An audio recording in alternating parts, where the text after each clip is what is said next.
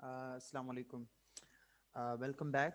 So, in this class, we are going to learn about the correction of errors and regular use of English. Basically हमेशा English के जो uses हैं usage में हमारे पास हमेशा बहुत सारी हम मिस्टेक्स कर रहे होते हैं ना एक्चुअल जो इंग्लिश होती है। तो मैं इसी में आज आपके सामने एक चीज़ लाया हूँ जिसके बारे में आज हम पढ़ेंगे। State verbs and action verbs के बीच में डिफरेंशिएट करेंगे and then we will learn about कि एक sentence either it is past continuous or it is past simple।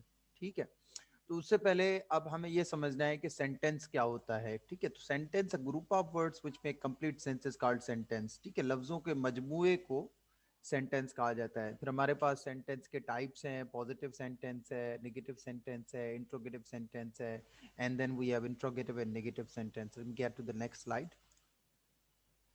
अच्छा, अब क्योंकि correction of errors and regular use of English is a part of advance grammar, तो मुझे पता है कि आप लोगों ने टेंसेस वाकई पढ़े होंगे, तो मैं आपको एक टेंस का इंट्रोडक्शन दे देता हूँ, एक बैकग्राउंड इंट्रोडक्शन है। Tense actually is a word which has been taken from the word tempus. ठीक है, टेंस का मतलब होता है जमान, इट मींस एक्चुअली टाइम। ठीक है, बेसिक टेंसेस जो हमारे पास हैं वो है प्रेजेंट, पास्ट, फ्यूचर।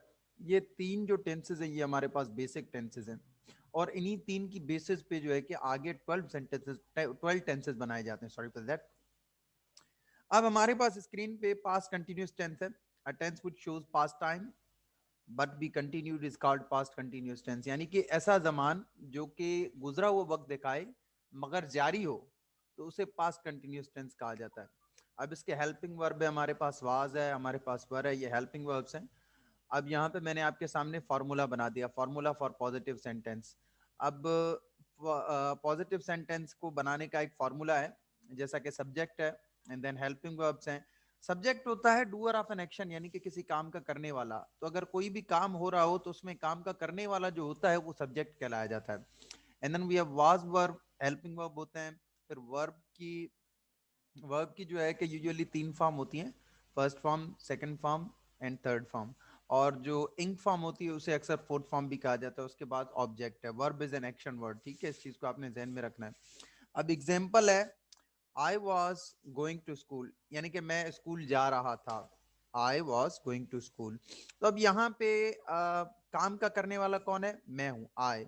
मैं जा रहा था ना स्कूल, तो काम का करने वाला क्या होगा? मैं।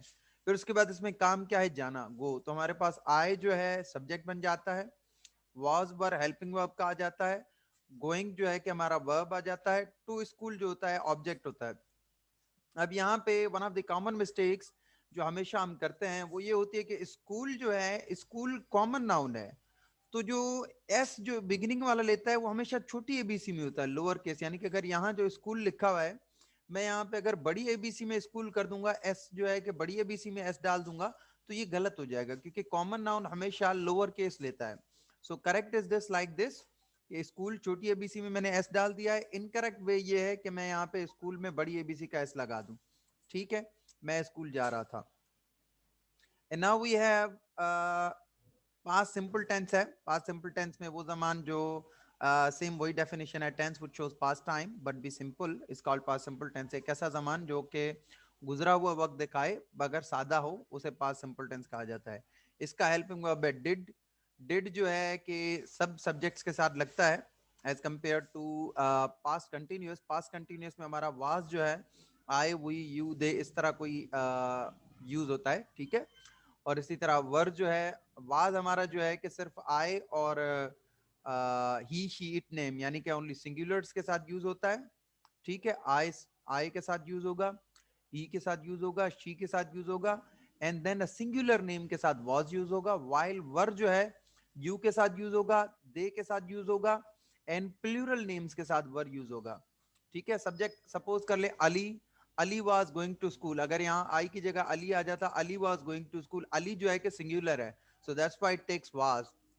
और अगर यहाँ मैं अली की जगह Ali, Aslam and Kashif was going to school नहीं बोलूंगा, अली, असलम एंड काशिफ, क्योंकि ये एक से ज्यादा है तो ये प्लूरल वर्ब बन जाता है, तो ये हमेशा वर लेगा। तो Ali, Aslam and Kashif were going to school.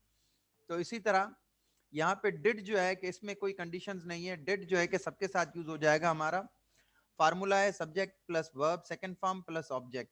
ठीक है, यानी कि आई वेंट टू स्कूल, गो का जो सेकंड फॉर्म है वो वेंट है, सब्जेक्ट बन गया आए, क्योंकि स्कूल,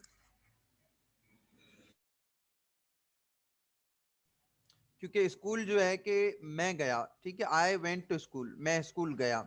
इसमें action, doer of an action कौन है, आई, और एक्शन क्या है, वेंट, जाना, ठीक है। Doer of an action I subject हो जाता है, वेंट वर्ब हो जाता है, टू स्कूल ऑब्जेक्ट हो जाता है। यहाँ पे सेकंड फॉर्म हमेशा याद रहिएगा कि सेकंड फॉर्म लगेगी। Now let me just come to this next slide. अब करेक्शन ऑफ एरर्स असल यहाँ पे शुरू होता है कि ये पास्ट कंटिन्यूअस है या सिंपल है। अब आपके सामने एक रिपोर्टर जो है सारा और अली को इंटरव्यू कर रहा है, ठीक है। सारा और अली से रिपोर्टर पूछ रहा है कि मुझे बताओ what you saw, Sara and Ali, tell me what you saw, मुझे बताएं आपने क्या देखा। अब अली कह रहा है, well when we were driving home last night we saw a strange object in the sky, कि जब हम अपने घर जा रहे थे, ठीक है, जब हम अपने घर जा रहे थे, when we were driving home last night, याद रखे we were driving home last night, हम घर पहुंच नहीं चुके थे, we were still in the middle of our journey, हम अभी भी घर जा रहे थे। We saw strange object in the sky, इसका हमने एक अजीब चीज आसमान में देखी।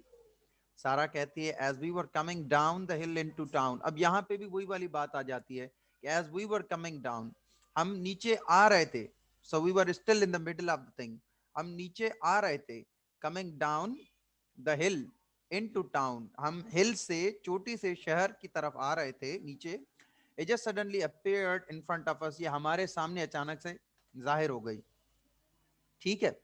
We stop the car and got out, हमने गाड़ी रोकी और हम बाहर निकले। It was a very clear night, the stars were twinkling, Ali कहता है, and then Sara said it was a spaceship, it seemed quite big, ये एक स्पेसशिप थी, उड़न खटोला था, ये काफी बड़ा लगी, ये काफी बड़ी लगी। It had some strange writing on the side and a light was flashing on the top.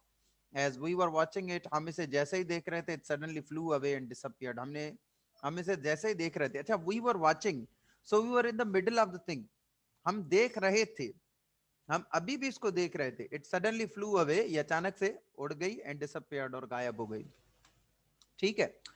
यहाँ पे पास्ट कंटिन्यूअस और सिंपल, यानी कि यहाँ तो पास्ट कंटिन्यूअस है, यहाँ सिंपल है। एक और एग्जांपल है, ये भी उसी तरह की स्लाइड है। अब कह रहा है कि हम पास्ट कंटिन्यूअस एक ऐसे काम में यूज करते हैं कि जिसके दौरान थे हम, मैंने वही वाली बात जो यहाँ रिपीट की, यहाँ पे भी वही वाली बात आ जाती है। वी यूज पास्ट कंटिन्यूअस, हम पास्ट कंटिन्यूअस का इस्तेमाल करते हैं फॉर एन एक्शन, ऐसे काम के लिए that we were in the middle of, जिसके हम दौरान थे, हमने काम कंप्लीट नहीं किया था, we were in the middle of the thing. और पास्ट सिंपल में we use the past simple for a complete action in the past, एक मुकम्मल काम के लिए जो कि पास्ट में एक मुकम्मल काम हो चुका हो। अब यहाँ पे मैंने आपके कंपैरिजन के लिए यहाँ पे बना दिए हैं सेंटेंसेस बनाए। We were driving home, we were in the middle of our journey, हम घर जा रहे थे, हम अपने रास्ते की तरह, हम जो है कि अपनी सफर में अभी तक हमारा सफर चल रहा था, we were in the middle of it. We drove home, हम घर गए, वी फिनिश्ड आवर जर्नी, हमने अपना सफर खत्म कर दिया। अ लाइट वाज फ्लैशिंग, ठीक है, द स्पेसशिप फ्लू अवे। अब यहां पर अ लाइट वाज फ्लैशिंग यानी कि it is still something in the middle. अब the spaceship flew away, the spaceship flew away, वो उड़ चुकी है, वो जा चुकी है। अगर यहाँ पे मैं ये बात करता कि स्पेसशिप जा रही थी तो वो अलग सिचुएशन आ जाती, यहाँ पे पास्ट सिंपल में आ जाता है कि वो जा चुकी थी, इट वाज, वो उड़ चुकी थी already. We do not use the past continuous for states. अब जो स्टेट वर्ब्स होते हैं, स्टेट वर्ब्स के लिए हम पास्ट कंटिन्यूअस का इस्तेमाल नहीं करते। जैसा कि the space ship was seeming quite big, अब सीम जो है, सीम स्टेट वर्ब है, ठीक है। अब मैं यहाँ पे अगर बोलूंगा the spaceship was seeming quite big, यानी कि स्पेसशिप यानी उड़न खटोला वो बहुत बड़ा लग रहा था। अब यहाँ पे मैं सीम जो है, यहाँ पे जो है कि मैं स्टेट वर्ब नहीं लूंगा, यहाँ पे जो है कि मैं पास्ट कंटिन्यूअस टेंस में हमेशा स्टेट वर्ब्स की पास्ट कंटिन्यूअस नहीं बनती। अगर यही जुमला पास्ट सिंपल में है, the spaceship seemed quite big, it's right, we can do it, but while for past continuous tense we can not do it. इसी तरह I was not knowing what it was, ये गलत जुमला है, क्योंकि know is also state verb, तो इस वजह से पास्ट कंटिन्यूअस स्टेट वर्ब्स में पास्ट कंटिन्यूअस नहीं बनते।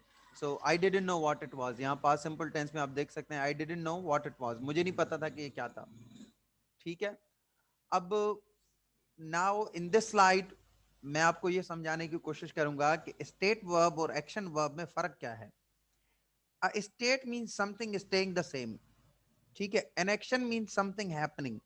स्टेट जो होता है ऐसी चीज हो जो वैसी की वैसी रहने वाली है, मगर जो एक्शन होता है, एक्शन काम होता है, ठीक है, समथिंग हैपनिंग, कोई काम हो रहा हो। अब जैसे द फ्लैट इज क्लीन, ठीक है, फ्लैट साफ है, the flat is clean, flat साफ है। अब इसमें स्टेट वर्ब इज आ जाता है। अब यहाँ पे मैं कह रहा हूं I am cleaning the flat. अब यहाँ पे जो क्लीन है, क्लीनिंग जो है, अब यहाँ पे क्लीन एक्शन है, तो इस वजह से मैंने बोल दिया I am cleaning the flat. यहाँ कह रहा है कि फ्लैट साफ है, और मैं यहाँ कह रहा हूं कि फ्लैट को मैं साफ कर रहा हूं। The farmer owns the land, own जो है स्टेट वर्ब है, the farmer owns the land, यानी कि the farmer is buying the land. अब मैं ये नहीं कह सकता कि the farmer is owning the land, या मैं ये नहीं कह सकता the farmer was owning the land, क्योंकि ओन स्टेट वर्ब्स के साथ कंटिन्यूअस नहीं बनता। इसी तरह state verb can not usually B continuous. जैसे यहाँ पे भी इनकरेक्ट है, यहाँ पे भी इनकरेक्ट है, the farmer is owning the land, ठीक है। सो सम स्टेट वर्ब्स आपके सामने है। बी स्टेट वर्ब है, बिलीव स्टेट वर्ब है, बिलोंग है, कंसिस्ट ऑफ, कंटेन है, डिपेंड ऑन है, डिजर्व है, एग्जिस्ट है, हेट है, नो है, लाइक, लव है, matter, mean, own, etcetera etcetera etcetera, blah blah blah. तो आप इनको याद कर लें, इनको नोट कर लें, आपके लिए आसान हो जाएगा कि आपने इस चीज़ को ध्यान में रखना है हमेशा। मुझे इतना ज़रूर पता है कि आपने यूजुअली मिस्टेक्स की होंगी, सच एज के the farmer is owning the land, आपने ऐसा कहीं कहीं लिख लिया होगा या पढ़ लिया होगा। So it is incorrect, it can never be said like this.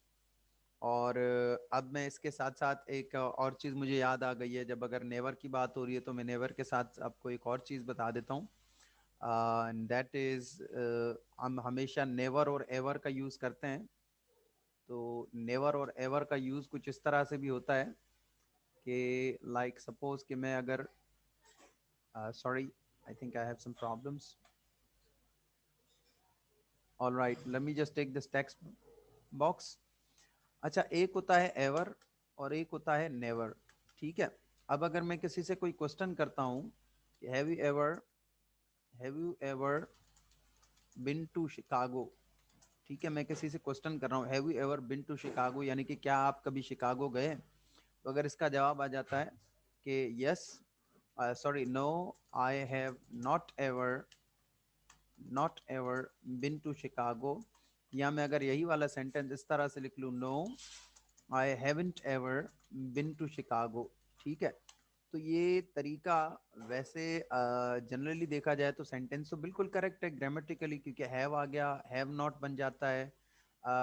अगर आप इस तरह से लिखें या आप इस तरह से लिखें, इस बहुत दोनों तरीके सही हैं, क्योंकि एपोस्ट्रोफी यहाँ नॉट में एपोस्ट्रोफी जो है वो मिसिंग जो लेटर है ओ उसको इंडिकेट कर रही है, ठीक है, तो इसका मसला नहीं है। सो द प्रॉब्लम इस सेंटेंस में, प्रॉब्लम कहाँ है, वो प्रॉब्लम ये है कि जिस वजह से ये सेंटेंस बहुत जो है कि इनकरेक्ट बन जाते हैं, ये भी इनकरेक्ट है और ये भी इनकरेक्ट है। तो प्रॉब्लम ये है कि हमेशा अगर क्वेश्चन करें आप तो आप एवर लगा सकते हैं, मगर व्हेन यू क्वेश्चन, बट आप अगर आप आंसर दे रहे हो तो आप वहां एवर नहीं यूज करोगे, आप वहां नेवर यूज करोगे। Instead of ever you will use never, जैसा कि I have never been to Chicago, ठीक है, I have never been to Chicago. क्योंकि नेवर का मतलब होता है, never means not ever. Okay, I hope you find this class very informative. Thank you very much. अल्लाह हाफिज, see you in the next class.